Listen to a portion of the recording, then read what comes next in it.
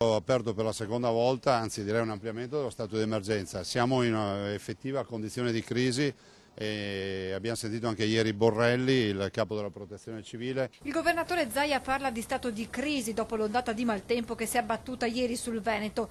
Temperature di 10 gradi al di sotto delle medie stagionali, bufere di neve in montagna e di vento e pioggia in pianura. 1 milione di danni solo nell'agricoltura secondo la CIA. Era da almeno 62 anni che non si viveva una primavera così anomale con freddo e maltempo che in tutto il Veneto ha creato disagi e danni.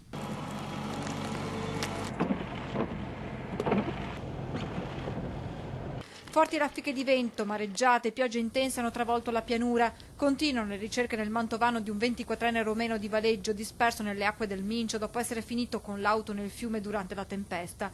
147 gli interventi dei vigili del fuoco nella sola provincia di Verona, una delle zone più colpite insieme al Bellunese. Nella provincia scaligera l'area maggiormente interessata, quella del lago di Garda, attraversata da una vera e propria bufera.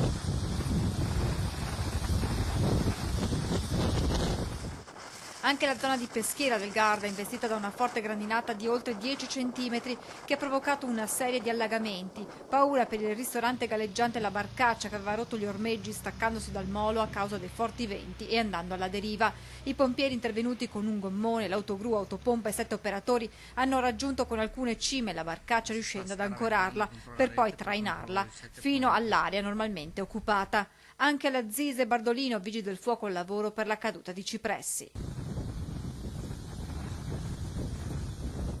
Montagne imbiancate come in una cartolina invernale, in 24 ore sono caduti sino a 67 centimetri di neve. Vere e proprie bufere hanno investito l'altopiano di Asiago, Misurina, Cortina, Rabba e il Falzarego, ma nevicate abbondanti anche in Cansiglio, chiusi, passi dolomitici, blackout a Tambre. A fine giornata saranno oltre 400 gli interventi dei vigili del fuoco, non solo nel Veronese e nel Bellunese, ma anche nelle altre province venete per allagamenti, alberi caduti e dissesti statici.